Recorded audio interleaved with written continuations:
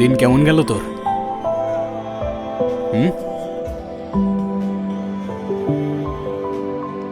কিরে, কি হইছে? কথা বলতেছিস না কেন? আপনি এনে কেন আইছেন? এলাকায় সবাই কইতেছে আপনি নাকি এখন নতুন রংবাজ। সোবানের মায়েরা এখন নিজে মালিক হইছেন। সবাই আপনার লগে কথা কইতে ভয় পায়, তাকাইতে ভয় পায়।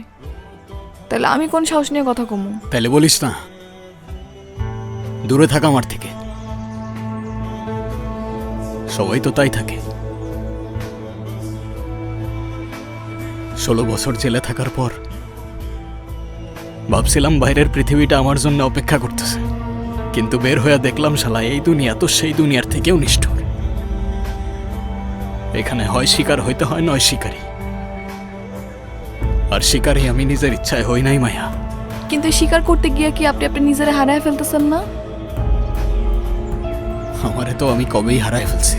এই দুনিয়ায় এমন কোনো জায়গা নাই যেখানে গিয়ে আমি নিজের মানুষ মনে করতে পারি।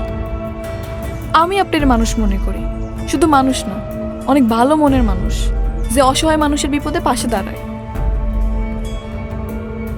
কিন্তু এই অন্ধকার রাস্তায় হাঁটতে গিয়ে তো আপনি আপনার নিজের মনুষ্যত্বটাও হারায় ফেলবেন। আমি আসতে চাইছিলাম এই রাস্তায়, রাস্তাই তো আমার এইখানে নিয়ে আসছে।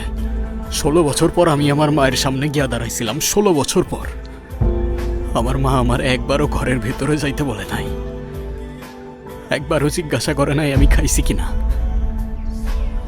আমার নিজের বোনের সামনে গিয়ে আমি একবারও দাঁড়ায় বলতে পারি নাই যে আমি তোর ভাই।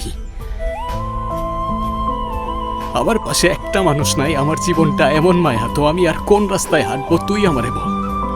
আচ্ছা, আপনি শান্ত হন, শান্ত হন।